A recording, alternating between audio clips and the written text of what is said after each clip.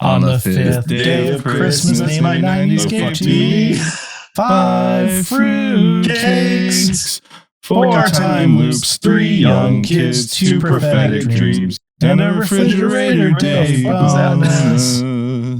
Well, that's the best I've ever done. I gotta say, I don't know. I said first. I was trying to figure it out as I went, and I was just like, every third one, I'm like, what the fuck is that?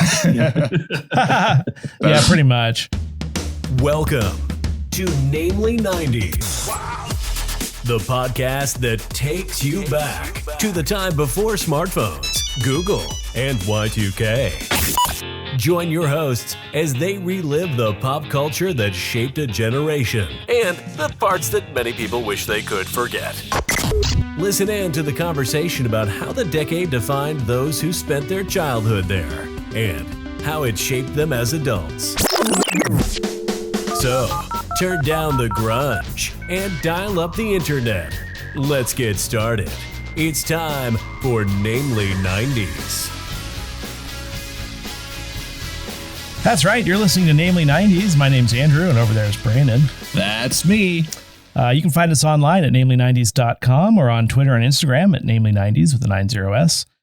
Yeah, if you'd like to watch this show on YouTube, you can also find that at namely90s.com/YouTube. And finally, if you'd like to support the show, head on over to patreon.com/namely90s with the 90s to show your support. Wow. It's a very special episode of our 12 Days of Christmas special. Yeah, it's Christmas. Merry Christmas. Merry Christmas. Yay. And joining us, so kind to leave their families on this lovely Christmas day and come record with us. Yeah. Brandon will introduce our guest. You were so close to just actually introducing the guest for once. Like, I always make Brandon do it. He hates it. It's kind of funny now. It's just, I mean, you were even doing like the intro there. Merry Christmas, everyone. Merry Christmas to our guests, Brendan and Matt from Unchefed. Hello. Hi, everyone. How's it going? We're doing great. How are you? Not so bad. Good. I'm angry at my co-host. That's just a fact of life these days. No, yeah, it's great. People think it's a joke, but we really don't actually like each other that much. Yeah, we've known each other for 30 some years at this point. It's a problem. So it's tiresome. But what's not tiresome is talking about the culinary world. And you guys do that on your show Unchefed. Can you tell us a little bit more about that? Yes. Excellent. And thank you for joining us on Namely. He goes on to say, so Matt and I both graduated from the CIA, the Culinary Institute of America. We both worked for some very well-renowned chefs, and we're both just kind of sick of the industry in general, I guess, but the love was always there. There's a lot of interesting stories in the food world, and we just kind of got it in our heads that there had to be a better way to access these stories without like going and working like 80 hours a week, breaking your back, getting yelled at, cutting yourself, burning yourself, whatever else you might imagine happening in the kitchen to yourself. So we started talking about all these cool stories. Like one that we're kicking around right now is this Polish like water treatment facility that uses like mussels, like 7 mussels to test like the clarity of the water. And it's cool. Like, it's kind of a stupid story, but we figured if we go like, but it's also true. And it also demonstrates a bit of like, what society does with, things that would be considered food to sort of regulate itself. And we figure if we throw in enough fart jokes, we could make this like, kind of drop a little bit more entertaining as well. So that's sort of, I guess, impetus behind our show is to find these like really cool ways that the world engages with food and try to make them palatable and digestible to people that, wouldn't typically take the time to think about or see the world that way. That's a pretty good punch up, right, Matt? I think you're doing great. And I think one of the things early on that we were really trying to do was to find a way to take some of the conversations around food that people would typically find to be, less exciting. We get into like food politics and food policy in a bit, but do it in a way that's not like sort of intellectually exhausting, which is where the fart jokes come into play. halfway through like your third conversation about no-till farming, you kind of want to put a bullet between your brain. That'll happen. Yeah, I imagine. Again, you throw the fart jokes in. So you have like very interesting topics though. This is your first season, right? So far. Yes. Like the most recent episode that I was able to tune into was you listed your top 5 sandwiches, as well as like you started off the episode with like, is a hot dog a sandwich? Which like the classic yes. conversation. People really like those either or conversations. Like they like thinking about what the nature of a thing is. You know, like in order to have the conversation about whether a hot dog is a sandwich or not, you have to like think about what the nature of a sandwich is to begin with.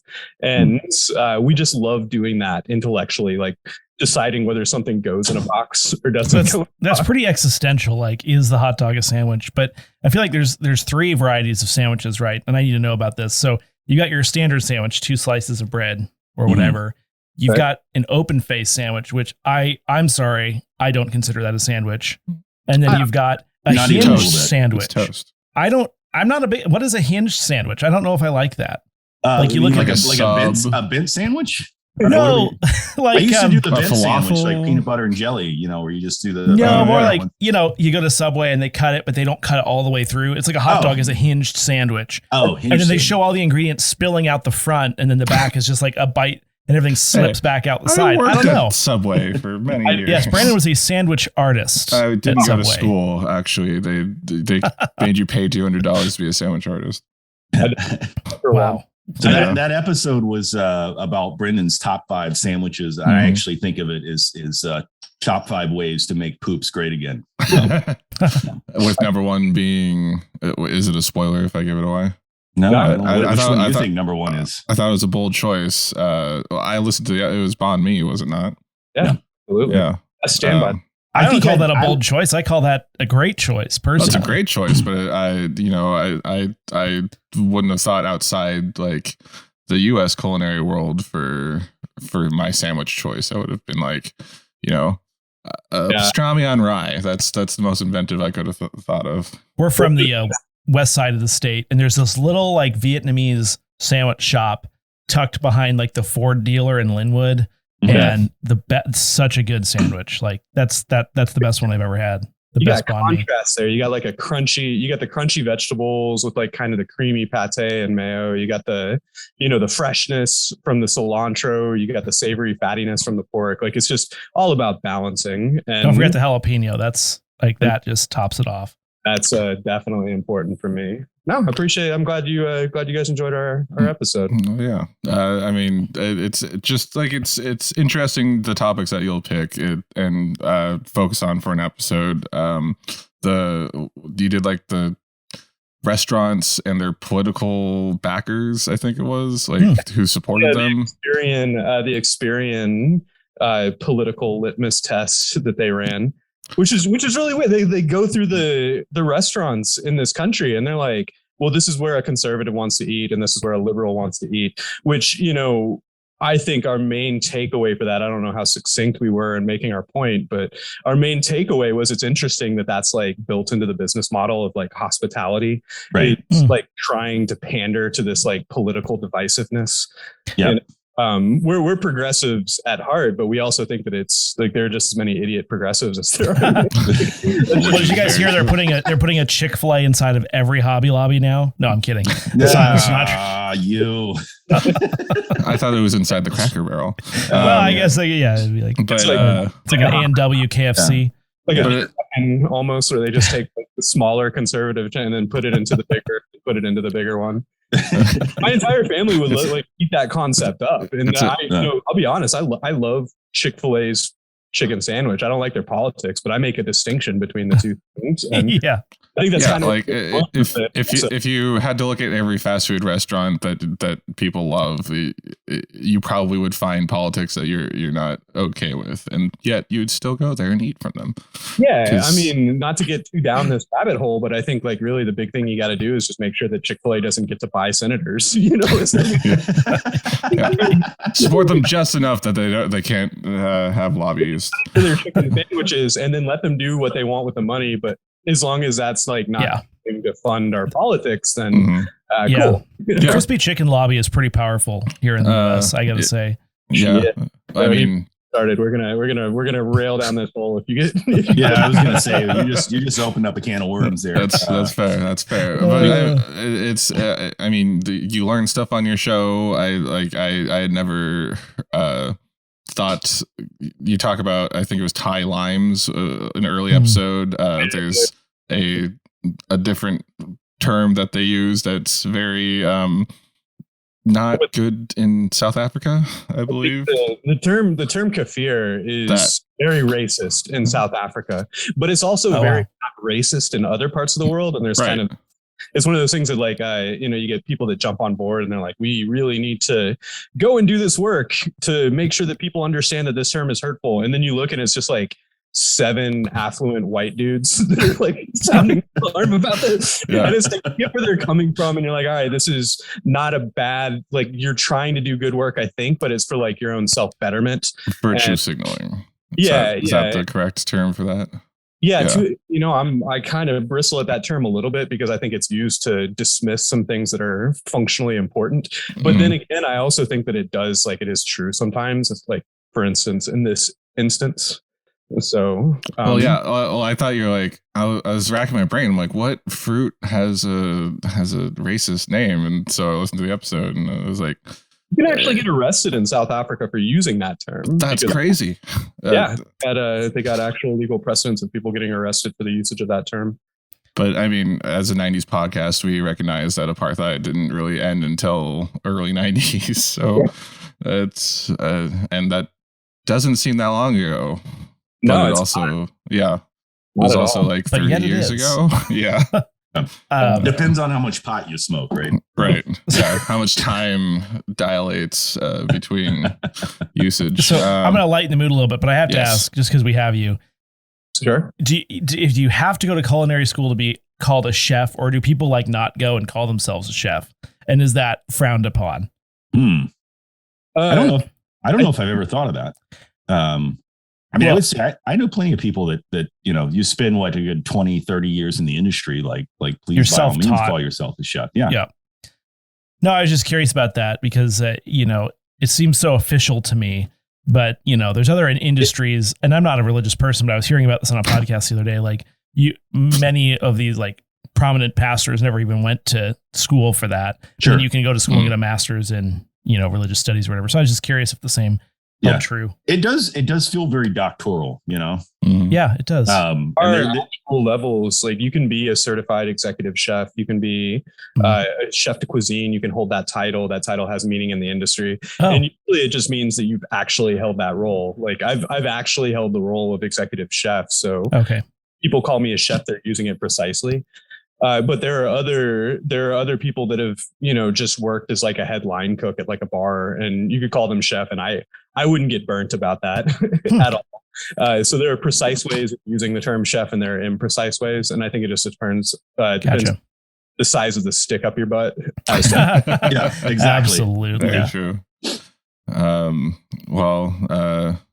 Andrew, any more chef questions for the chef? No, I think I'll get into it when we start talking about Alton Brown and Good Eats, because I'm sure that'll spur some discussion about the Food Network, which I'm curious to hear other opinions. Love that. As this is a Christmas special, we should ask: do you have any holiday memories that you from the '90s that you care to share? Oh, I forgot to add that caveat when I was telling you guys to think of that. I have a food related one. I can go first if it gives you guys some time to think. Okay. I have a food related holiday memory. Wow. One year on Thanksgiving, granted it's Thanksgiving, but it's the holidays, right? No. Well, it's part of knock it off. So my mom was making, the turkey, but it was the first year that we had this new oven in our house because they renovated the kitchen. It was a convection oven. And, we started it, it was going fine. And then like the temperature wasn't increasing. We couldn't figure out what was going on. Well, it turned out the foil had like obstructed the convection fan. So the oven turned itself off. Yeah. And I'm sure like from a food safety standpoint, it was super unsafe, but we just like put it back in and finished cooking it.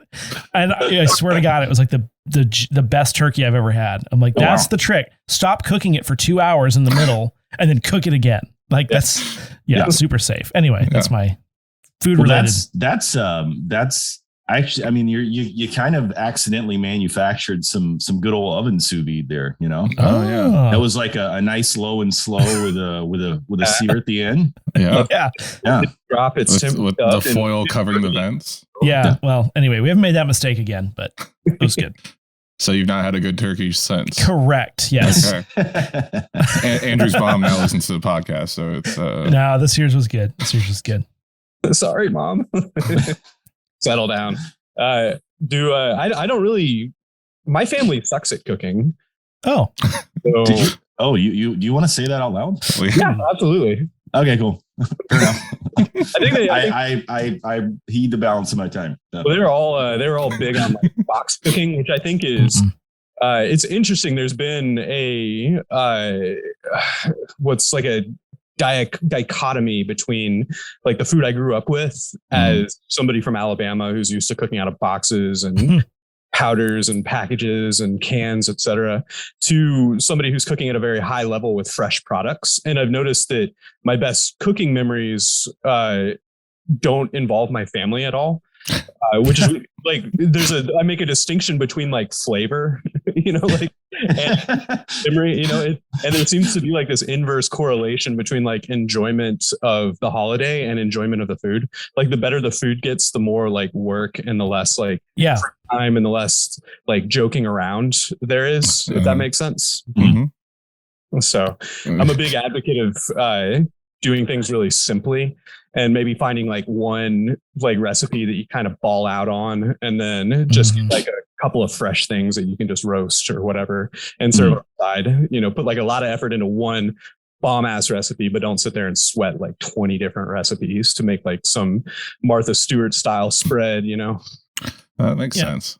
Huh. And if you can use the grocery store, like some pre-made stuff is reasonable if you do other things to make it, to improve it. Especially if you got like a local guy who's doing, like I was on Staten Island for a while and they have amazing like bakers. That's a huge part of the Staten Island culture is, the guys that just like wake up and make your bread, and you can go or like the salami, the prosciutto, you can go to the guy down the street and get like this nice little thing that you put together and you can put that down. So like really what I'm looking at is trying to find like as many artisanal people, neighborhood people that have like one good product that they're known to, maybe do like one like day where you just do a couple of errands, grab like 6 or 7 sides from a bunch of people that are doing cool stuff, and then make like one recipe yourself, put it all down on the table, and then fuck off, have a good time with your loved ones. Nice. Yeah, nice. So real quick question, where are you guys located? I'm in California on the Central Coast, and Andrew's up in Eastern Washington near Coeur d'Alene, Idaho. But we're both from the Seattle area originally. Yep. Okay, great. Brothers in Seattle. I like Seattle. Yeah. The interesting thing. So I'm a transplant. I'm from South Carolina originally, and I live out in California, just in the Bay Area. But my wife, I actually took her back home for the holidays a couple years ago, and just her reaction to some of the like potluck style like casserole food that they serve in the South. She's like looking at this whole like center kitchen island. There's like 14 people there. She's going through the line and she's just looking at everything like she just has no idea what it is. And she goes to the lady that's hosting it. She's like, "What's that?" She's like, "Them's green beans, them squash." It's like they all look the same. Everything looks exactly the same, That's funny. We just had a potluck. It was an appetizer potluck, and my wife told me to pick something up on the way home. And for me, whenever someone says appetizer, I just immediately am thinking of what crostini I'm going to make. Mm-hmm. And so I get up there, and it's just like pigs in a blanket, mac and cheese balls, and I show up with my tray of like little crostinis, and I'm like, that's just who I am. It's fine. And everyone got to eat them so fast. Yeah, it was funny. What I've always been confused by on the holidays is, and it depends on where you are, what time it is the standard, but I don't understand why everybody has to eat so damn early on the holidays. It's really odd. So like back home, South Carolina, Georgia, they'll eat around 1 or 2 o'clock. So they'll skip breakfast. Wow. They're making stuff and they'll eat around 2 o'clock and the whole day is food bar. Right. And here it's a little better, like typically we'd eat around 7:00, but my in-laws, we just moved into a neighborhood right down the street from them. And they want to eat at 4. And I'm like, why? I've heard some people say it so they can eat again later, but I'm just like, why would you want to? I'm always so miserable. Like forget it. I feel it's more become like, we don't want you to stay here long into the evening. Please, because like you eat and then maybe like have an hour after that of just like, oh, we ate. That's good. And then you're told to leave, and it's like, okay, great family holiday. Different people have like different time signatures. I feel like you got like your 4 p.m. friends, you got your 8 p.m. friends, you got your 2 a.m. friends. Like that's the time you want that person gone. Like that's how much you can put up with them. 2 a.m. friends, sponsored by Taco Bell. You're really kind of an 8 sort of person, and it's like 15. Yeah. What's this? Oh yeah. So just hand it to me. Last year, Andrew, I sent him a Christmas present for opening on our Christmas Day episode. He received the Jules book of poetry. I forget what it was called.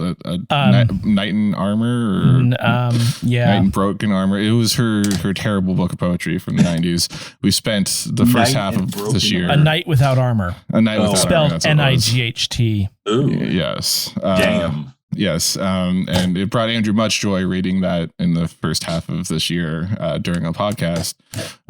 So I've sent him another Christmas present this year, and he's now opening it, which you can see on namely90s.com/YouTube and see all of our gorgeous mugs. So this episode are gorgeous. But you determine who. Yeah.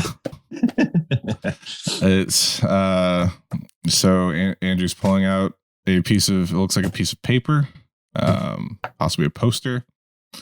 It's the Everyday Angels Jewel Hotline. So what that is her first concert poster, one of her first concert posters that she drew herself, as you could clearly see. Yeah. It's looks like one of those online drawings where you just don't pick up the pencil. It says, call anytime to find out where I'll be next, where I'm on the road, when I'll be back, what my social security number is. And then you can call a phone number without an area code for more information. Well, remember, she was in Alaska, I believe. That's right. Started out. Jules become our Lord and Savior during this year. This has that vibe, like the drawing. She has kind of a halo vibe thing going on. Back. Yeah. So it's Jules become the running gag. So Merry Christmas, Andrew. Thank I hope you enjoy that. I also it's also white, so you could use that as your white balance now. Yeah. Oh, great. There you go. Yeah. Praise be to Jewel. We always say. Yep. So that was our little Christmas gift. Now, a Christmas gift to the rest of us. We watched Good Eats, which, yes, people out there is thinking, wasn't that a 2000 show? No, it started in 99, possibly 98. Mm-hmm. It's the first episode of season 2 was the episode we watched, which is It's a Wonderful Cake. But before we get into that episode, season 1, episode 1, let's ask: does everyone remember Good Eats? Does everyone enjoy Good Eats? What is everyone's take on this show with Alton Brown? Well, I have a gripe. So somebody bought me the DVD box set of every single episode of Good Eats ever, which I own, but I no longer own a DVD player. So I had to subscribe to Discovery Plus just to watch this damn episode. So, and it came out as the 7th episode on Discovery Plus. It says it's the 7th for whatever reason. Well, according to Wikipedia, it was season 1, episode 1. Well, they shuffle things on the streaming. It's a thing. They do. I watched the terrible rip on Dailymotion for free. Right. But I assume hypothetically, I assume the three of you are very into Good Eats. I wanted Discovery Plus anyway, so it was a good excuse to get it. There's a free trial, right? Yeah. I got to cancel that. Good. Yeah. Make sure 7 days, I think. Good Eats. Everyone watched Good Eats, I take it. Oh, for sure. He's a legend. He really is. Like, there's a lot to. He's goofy. a little dated in some ways, but when we were going to the CIA, it was a pretty universal level of respect for the guy. He graduated from NECI, the New England Culinary Institute, and that was the only reason anybody even knew about NECI. Right. It was all like CIA versus Johnson and Wales versus maybe Le Cordon Bleu, and like what the hell is NECI? Yeah, but then everyone's like, "Oh, Alton Brown went there. I guess that's fine." It's legit. That was and that's real. That's a real thing. Like NECI was actually kind of considered like a viable substitute in the college wars when we were at the CIA, purely because of Alton Brown's ambassadorship. Yes. You guys know his background prior to that, right? I don't know if that's common knowledge. Not a lot, no. So AB was originally a arts and drama major from University of Georgia. And he was initially a cameraman. So he actually worked on REM music videos as a cameraman before culinary school, before Good Eats. The whole purpose of him going to culinary school was to get into food media and do that show. There's some good stuff for you right there, REM. Yeah. And honestly, I can see that just by the person that he is and who they are.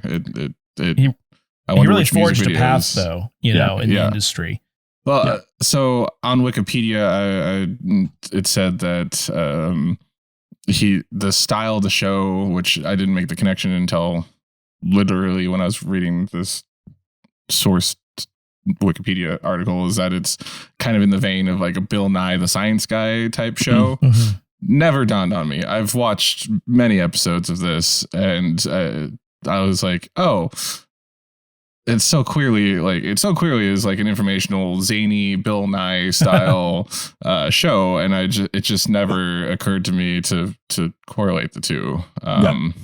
I almost finished your sentence for you there with the Bill Nye bit. He was good on using puppets to try and explain like what's happening. The puppets. Yeah, like what's happening molecularly. Like I think at one point he explained the Maillard reaction, which is a breaking down of like a molecular chain so that it's able to form complex reactions with like oxygen groups. And he's just got like socks jumping around, like singing and dancing like Muppets, trying to explain this complex point on what's happening when you brown a steak, and that's very in the same vein, which I personally always loved, because I think when you're a chef, there's a lot of people view you as being kind of a blue collar laborer, and one of the I always loved about it is it's actually this intersection of history and science and artistry. And there's a lot of ways to present yourself as being a very erudite person in several different directions. And I think Alton Brown was one of those people that was on the, he was on the front wave of sort of showing that you can be somebody who looks at the world through the lens of food and can draw connections that are topical and intelligent, and that always endeared him to me for sure. This is the first show, one of the first shows I remember watching in like the early to mid 2000s, which is when I kind of got into watching food TV. So I'm very fond of this. It brings back a lot of memories. Yeah, I like the this episode specifically. I know we're gonna do like a breakdown chronologically, but when he's like on the nut farm and people come up and they're like, "What are you doing with our nuts?" And he's like, they're not nuts. There's like they're droops actually. It's actually the kind of So I have a follow-up question though, because I feel like it seems trendy to like trash the Food Network for food people. Like, I mean, it just seems like I hear that a lot. So I'm just curious, do you have, who are your top 3 celebrity chefs? Not necessarily Food Network, just generally. Do you want to go first, Matt, or? Sure, I'll go first. Yeah, I'll rob a few names out from under you, no problem. I mean, I think there's a genuine fondness and endearment towards Anthony Bourdain, God rest his soul. Mm-hmm. Alton Brown would definitely be on the top of my list, right? And I think this is what Brendan was skirting around earlier, is a lot of the folks who were attending CIA, especially in the age where we went, right, really started to cut their teeth on cooking and food science, thanks to Alton Brown. I don't really have a third. I can't think of a third. Yeah. Let's just go with 2. I'll throw a third name in the. I worked for David Chang for several years. Oh, really? Wow. Yeah. That's awesome. And it's it's hard for me to add him to the list without an asterisk because he was a fucking asshole. Like, don't Right. mellowed out. But I was in the kitchens with him like 2010 to 2012, and those were like the heyday of him just like trying to break you down and make you cry in front of everybody. And like it's difficult for me to like separate that from what I think about him as a person. But then I see kind of what he does and the questions that he asks. And I think that I like a lot of what he represents. If I struggle with him as a person, I do struggle with him as a person, but I like the idea of getting people to think about like what's an ethnic aisle in a grocery store. Right. Yeah. What the fuck are we even doing with that bullshit? I think that those are interesting questions, and I think that he represents a space to start asking and taking stock about what we feel about those questions. So I like that. I like that he represents that, even if he's. So I'll ask you too, Brandon, because I'm curious. I know we have to talk about the episode, but obviously Anthony Bourdain. Like I watched No Reservations and through Parts Unknown, and he's inspiring me to like go out like when I travel to look for the restaurant at noon that has the line out the door and come back a little bit later, and like that, like he gave me so many like ideas of how to like experience things. You get wine drunk with the locals. Yeah, exactly. Later in the evening. Yeah, exactly. Yeah. That's how I want to experience a place that I go to now. Second would have to be J. Kenji Lopez Alt, because not only do we share a middle name and half Japaneseness, he kind of inspired me I had Food Lab, his cookbook. That's kind of like a textbook. Yeah, it's amazing. Yeah. I didn't realize if you're using it as a weapon, it's a tomb. It is a weighty tomb. Yeah. But I during the pandemic and quarantine, I started watching his videos on YouTube, and they're like just very simple and like straightforward, and I was like, oh, I can actually cook these things easily. And I learned how to conquer my wok, deep frying, knife work, and I'm a much better cook than I was 2 years ago because I started watching his videos and reading his articles on Serious Eats. And then finally Roy Choi, just because he gave Jon Favreau the ability to do chef, which I think is like one of the best representation of like cooking on film. Sure. I don't know what you guys would think about that, but that would be in the top of the list for sure. Yeah, chef. Yeah. Kobe was really important too. Like one of the things I think people forget about Roy Choi is that he was the one that gave like viability to food truck culture. Like he was at the forefront of like food trucks being taken really seriously as powerful forms of expression. So yeah, Roy Choi is a great choice. And plus Mexican and Korean those are just such a good fusion. How did no one do that before? Together, Yeah. Kimchi. Allow me to step in and dumb this down for you. All Food Network stars. No. I really actually, so I am a big Food Network fan, but there's a lot of stuff I don't like about the network. However, Alton Brown has to be on the top of the list for me just because that's like, I like his style of looking at the science of cooking. I'm a scientist. I mean, that's what I do in a way. So I appreciated that aspect and like just focusing on the techniques and the quality ingredients and that kind of thing. I always appreciated that. I personally, and I don't think she's a chef, she's a cook, but I think Ina Garten is a national treasure. I really enjoy her cooking. And then actually another Food Network person, but Jeffrey Zakarian. I've really liked some of the stuff I've seen him make. So those three right now are kind of the top three that I've been watching a lot of. Sure. And it seems like you're approaching your list from like how much you like their food to a degree. Is that... Yeah, I mean, I think I actually like that. One of the funny things is I watch food TV as an unwinding thing because I find it very like satisfying to watch people like cook prepped ingredients and it's like super simple. Actually cooking I enjoy it if I'm making a new recipe that I'm excited for, but the idea of like just producing food for my family to eat, like that's sucks and is daunting. So I like these people all have like their styles are just like, they look so effortless. And I think that's part of why I enjoy those shows. I actually really like Tyler Florence for the same reason. Oh, yeah. I forgot about him. He was I think that before I even went to the CIA, I really liked his show because he was very clean about how he did things. And his food seemed simple but elevated. You know, he just moved from like one station to the next. And it was like, it was almost like everything had a purpose to it. And I respect that. I remember watching Tyler's Ultimate on Food Network a lot. I think I took his shumai recipe and still use that today. But anyway, I suppose we should talk about the episode, huh? Yes, but also I have one more question before we get on to the episode. Good Eats came back. I think in 2019, first new season when premiered on the Food Network, and now the second season is exclusive to Disney Plus.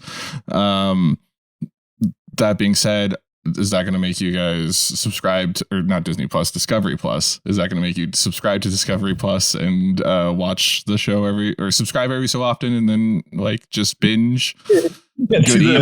I was really excited. I knew that he had rebooted the show, but I never watched it. And then after I got this unfortunate incident with this Discovery Plus subscription, so that's maybe I'll hang on to it for a while. He's gotten a little weird. I don't know. Not like a sponsor. It's I don't know. I think it's hard to recapture the magic, Yeah. I there's something I gotta say about AB.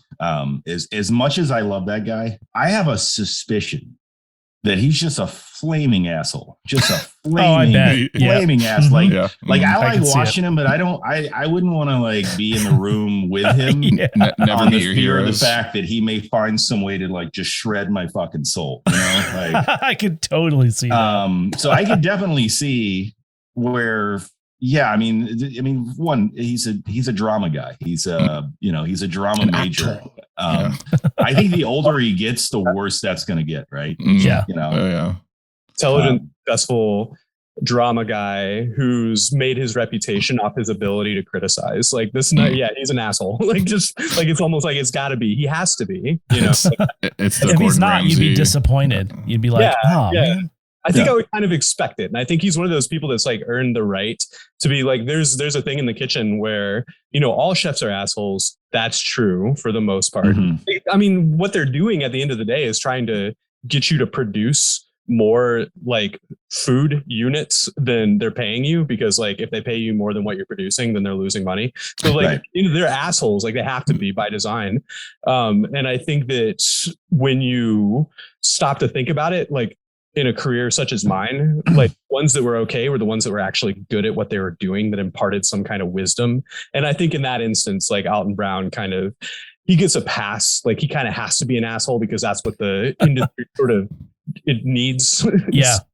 But like he actually has the benefit of offsetting that with real wisdom and real execution. So that's my 2 cents. Yeah.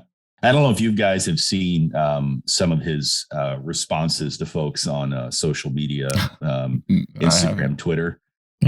So actually, by the way, there's a really good, he did one of the best episodes of Hot Ones I've ever seen.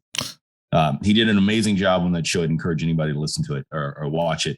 But one of the things that he'll do, especially to folks that troll him on social media, is he will write responses on a Post-it and then just photograph it like stuck to his computer screen. So there was like one where somebody was like, oh, Alton Brown's great, but he's like really mean. And then he wrote on a post, he's like, I'm not mean. I just don't suffer culinary fools. Send a photo out. That's a good one. All right. Sorry. We've got an episode to discuss. We'll stop being people and No, it's good. It's all flavor. Speaking of flavor, it's a wonderful cake. This is the episode where Alton Brown tries to tackle making a good fruit cake.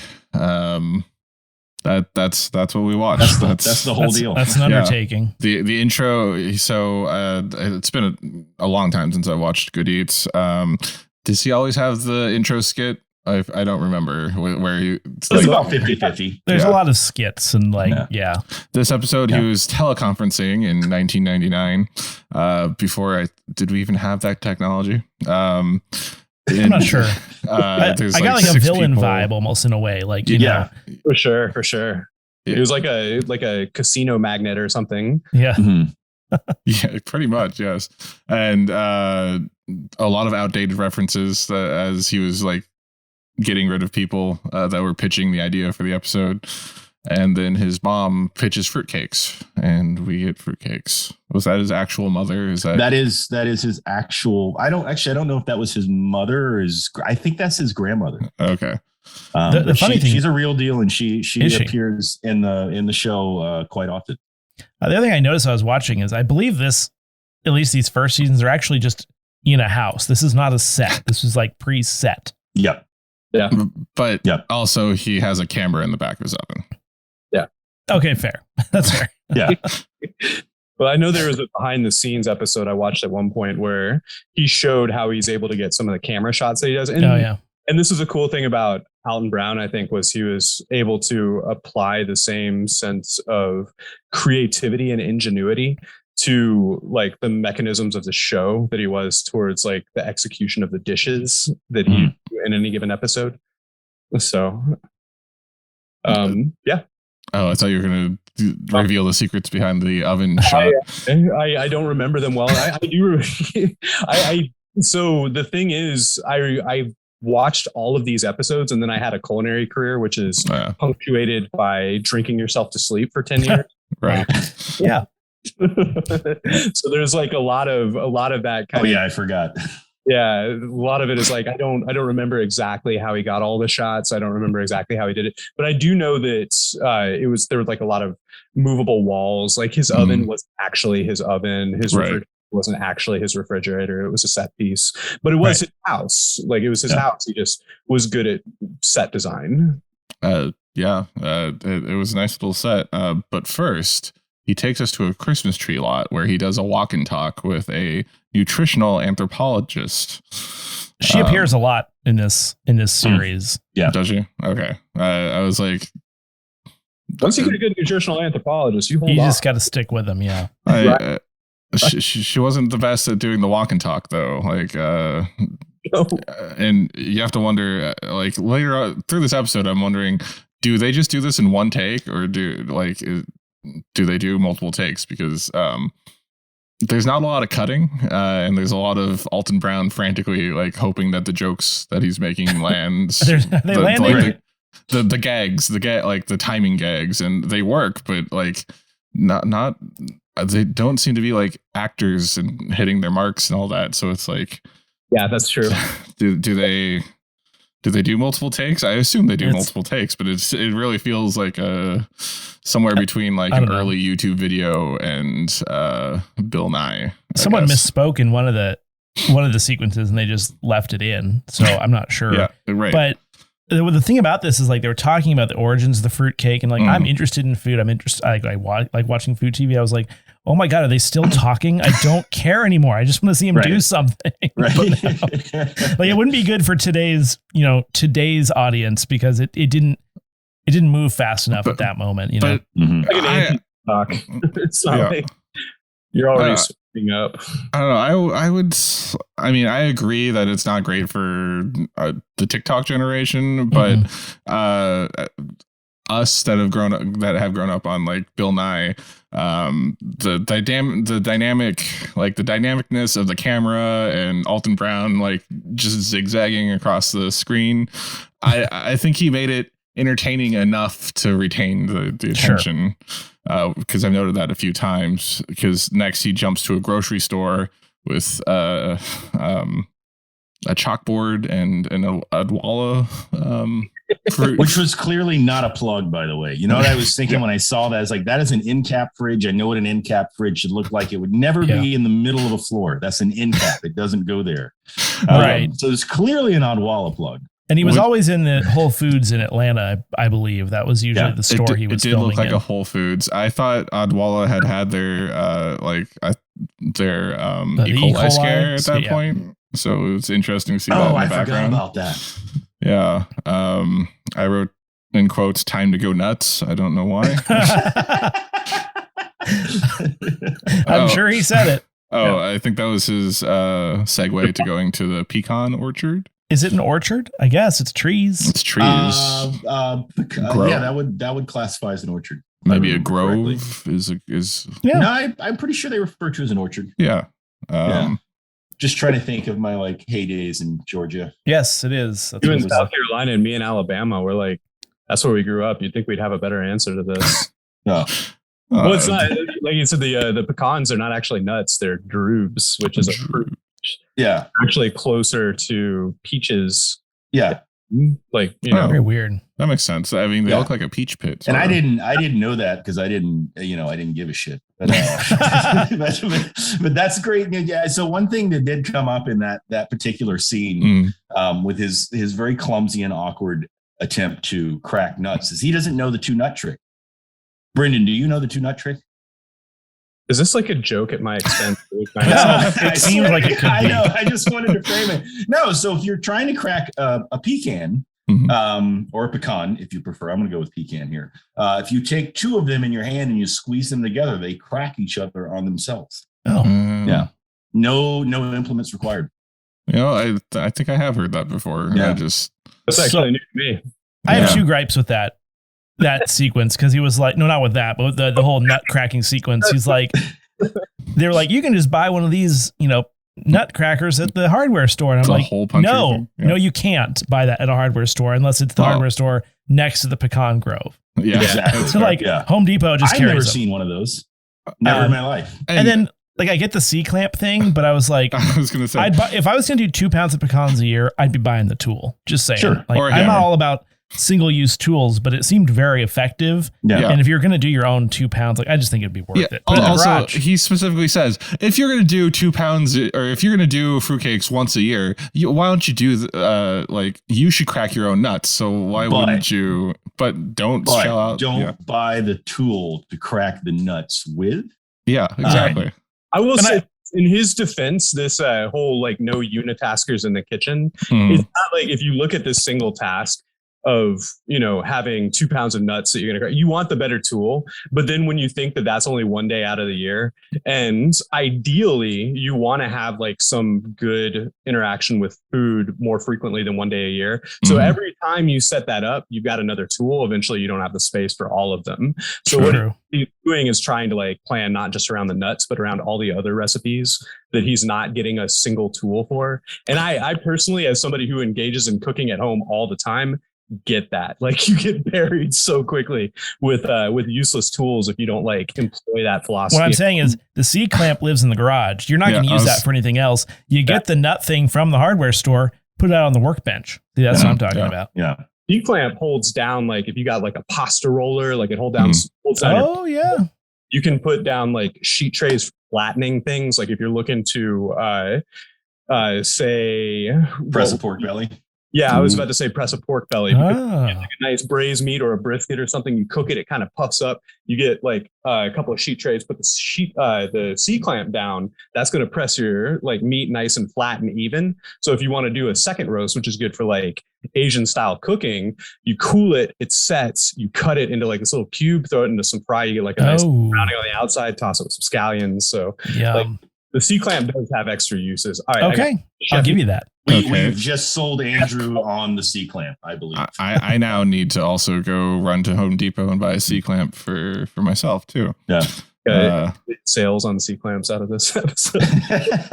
not a sponsor. Oh yeah, click on their affiliate link in the description below. Let's see. He goes to the spice store. That was a terrible scene. Yeah, it was really bad. So she Let's brought discuss out all the ways it's terrible. Okay, I would like to lead. She brought out 5 glass jars full of different spices. He would manhandle it and then just put it back into the spice thing. Yeah, true. Yeah, I noticed that. I'm glad you said that because I was like, damn, I'm gonna throw all that spice away because that's expensive. Those ground spices, especially when you're sourcing them properly, that racks up some coin. I mean, how many cloves would you have estimated was in that just giant thing of So many. So many. That's like a lot of labor harvesting spices too. Like that's some hardworking people's labor going down the drain, all for that shot. Which again, as we said, like their chemistry was so bad, like throughout it, like the way that they were talking. Like she kept saying things. He's like, maybe for another episode. Yeah, she was awkward. I didn't like her. Did they actually use that in another episode? Is the question. Like, I hope so. I think they actually used that character or lady. I don't know if you guys picked up on this. Most of the show is filmed in the suburbs of Atlanta. This spice shop in particular was in Chicago, Illinois. So I think he did do a few follow-up episodes that he was probably recording pieces for there. Okay. I hope at least he didn't fly all the way to Illinois just to about fruitcake for 20 minutes. It was a cool spice shop, but all I could think of when I was looking at it, I was like, they've got to be throwing so much that, like, there's no way they're doing enough volume of some of these spices to not be having to toss them every once in a while. And I was like, ugh, that's painful. Yeah, that was yikes. So let's see, starts making the fruitcake. Well, I guess he started earlier, but he starts making the fruitcake, and then what was that phone call that he was on? You know what I mean? The pranking Emerald with Ginsu knives. Saying it was from the Iron Chefs. I was going to say, you mentioned something about like the Iron Chefs or something. Like it seemed like I don't know, like he was trying to shout out another show, like he was trying to brand synergy. Yeah, he was trying to do brand synergy on Good Eats while making a fruitcake. The one aside I will go with is I used to watch Emerald live, and whether you like Emerald or not, I think he did kind of start that genre of the like live studio audience cooking show, which I enjoy. The one which that's on Food he Network adapted right from now. the infomercial style show where they're just like Ron Popeil is like, set it and forget it, and everyone's like, yeah. Okay. I wanted to ask the professionals when he was measuring out the ingredients for the fruitcake, the dry ingredients. He was just going with scoops and tablespoons and cups, and I've learned recently to use like baker's weights and like actual measuring stuff when baking. Is fruitcake forgiving enough that you can just scoop and not measure? Or my guess would be most likely. I think the other problem you run into is, with the chef folks and more advanced like home cooks, obviously we prefer and value weighing things out. People just don't play that, right? And there's been a number of folks that, have done recipe development that I've spoke to over the years. And it's like, no matter how accurate you can be with weighing, you're never going to convince the entirety of the US population that you should not use a cup and you should use a scale, right? So, right. Just to go into how precise you can be versus how precise you need to be. Baker's weight, as you mentioned, is the weight percentage with the flour being sort of the origin point. Like if you have 100 grams of flour, then that would represent 100%. And then if you have like 20 grams of dates, then you would say you need 20% dates. So it's like a reflection of the amount of flour by weight that you put in a recipe, which is more precise than just saying I need 36 grams. Like you have 20% dates as opposed to 36 grams of dates, which is precise than just a cup of dates, which is more precise than a couple of dates. And like you can follow this chain all the way down to the point where it's at its most precise, and you'll probably get a better product. But for me, like I think that it doesn't really matter with the fruitcake at all. Yeah, that's fair. You're just gonna soak it in rum anyways. I was going to eat it anyway. So like weighing seems better for some tasks. Like there's something I hate more than spooning the flour into the cup and then like leveling it, because if you just scoop it packs it too much. Like I would just love to just spoon it into a bowl until it was the right weight or whatever, but it's like decades and decades and generations of people whose recipes are all in cups and teaspoons, tablespoons, and it works, so it's like I think that's why it's hard to convince them that there's a better way. Yeah. And to that point, like most of my stuff I'll weigh out. I do have one no need pizza dough recipe that I'll do the day before I need it.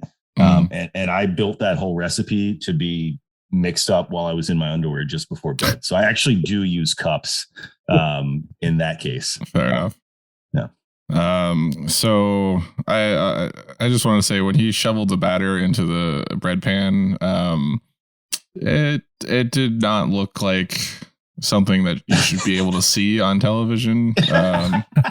What do you mean? It looked like Mr. Hanky the Christmas poo being shoveled into the bread pan. Just him and his entire family. Mr. Hanky the Christmas poo. You know, like it didn't look like that great of a recipe. Like it's I think it was all about like the pageantry in this particular episode. I didn't think that the recipe looked that great. I don't think he put it together that well, but I think that a lot of the things that he was saying were true, but it looked bad coming out of it. Like, you remember, right? Well, it's funny. I watched the episode and I went on Facebook just to do my usual pre-bed doom scrolling, and someone had taken pictures of their fruitcake they were just putting in the oven. It had those like those, what do you call, like the nuclear green like candies in it. It was just like, and hers was all nuts, all fruit. Like there was no batter. I'm like, this thing is going to be disgusting. It just looked horrible. Yeah, it's fall apart. I mean, I think if there's anything to be said about his dense cake, like one of the things that I like doing as a chef is like, I don't like thinking that a recipe is done once it comes out of the oven. If it's like fucked up in some way, then you can. Do you cuss on your show? It's fine. We do now. No, it's fine. We don't.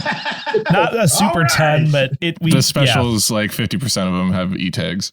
Okay, gotcha. Yeah. Like you can take it and get like a little bit of butter and brown it and throw some cinnamon or some rosemary into the butter, and then sear the fruit cake so that it's got a nice crust inside, and then top it with again, take your dates or some cranberries, hydrate them, like blend them until they're powder, mix it into a whipped cream, put that on top. Like make like a little rum caramel that you could drizzle on.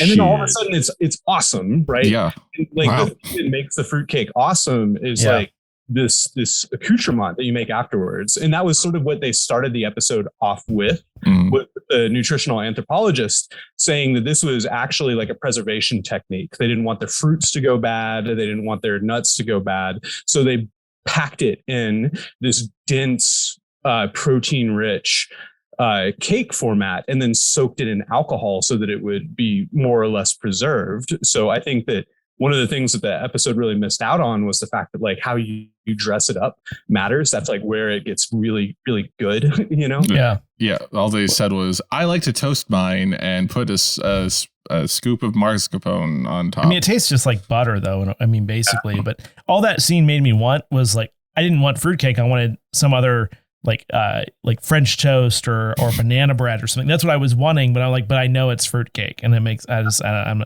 it's too chunky for me. You started to design cravings relative to the fruitcake. Yeah, exactly. And that takes us through the episode. Any final thoughts from everyone on It's a Wonderful Cake? Is anybody likely to go make fruitcake at this point? I still don't see the point. And I did just, it's so much effort and supplies and all this stuff and no one, I don't think anyone's ever just like polished off a fruitcake. I mean, I think 3/4 to a half of every fruitcake is thrown in the garbage. Just I'd have to drive to Arizona to get to the closest pecan orchard. I don't think I could do it. You got a lot of almonds in California. We do. There's an almond. Yeah, there's almond farms near me. But it's like a preservation technique. That was originally like, that's where it all began. And I like the thought of maintaining knowledge about what it is to preserve food. Like, I think that that's important, but I also think that it's not practical or, we've got a lot of preservation things that sort of render that method of preservation inert at this point. So, and we're not going to get rid of them anytime soon. And there are better recipes to do. Like my wife makes baklava for Christmas every year, and that's so much better. Like there's no competition between like a good baklava and like a fruitcake. Like I think the whole family would just let out a collective like, it's like they were expecting the baklava and got the fruitcake, So It was going for, but nah, I'm not going to make it. So this will be my last point here. There was something that they did plug in one of the little text transitions on the show that I already knew about. So the folks that do the cross polar like sledding, like endurance sledding, you know, those guys that go across the North Pole. One of the most common foods that those guys take is fruitcake for a couple of reasons. One is it's very nutrient dense, and the other one, it is so packed with sugar and booze that it won't freeze. Right. That's a good point. Yeah, that's fair. Yeah. I remember seeing that thing about it was, I think the factoid was someone did the Iditarod by only eating fruit. His mom's fruitcake. Yeah.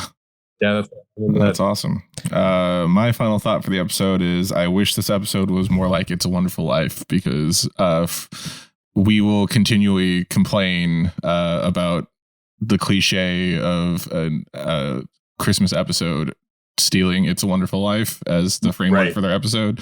This one, nothing related to it, just the title. No, not at all. Left me wishing. So that's a dumb Christmas present next year. Well, I was just gonna say, I think it was classic Alton Brown. The recipe, like the fruitcake, not into it, but I even liked watching it, even though I didn't like that. The only thing it reminds me of, and a lot of these episodes remind me of, is God, I hate watching things in the 4:3 aspect ratio. And that's my final comment. 20 years ago. Well, okay, that's it for this holiday edition of Namely 90s. Thank you to Brendan and Matt of Unchefed for coming on. Can you let our listeners know where to find you guys?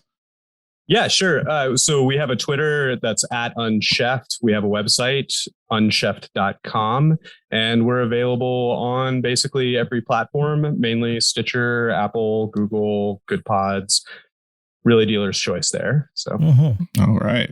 And as always, you could find us on Twitter and Instagram @Namely90s with the 90s, or find our personal accounts @BSchwitty and @NamelyAndrew, and tell us what you want us to talk about on future episodes. If you'd like to support the show, please check out our Patreon at patreon.com/Namely90s, also with the 90s.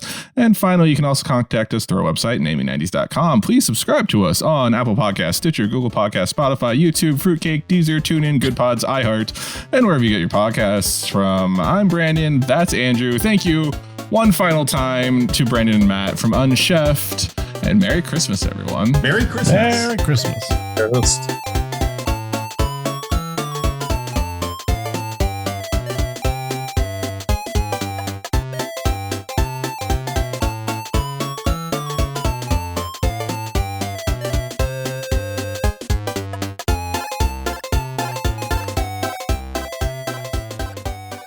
Well, this has been very educational.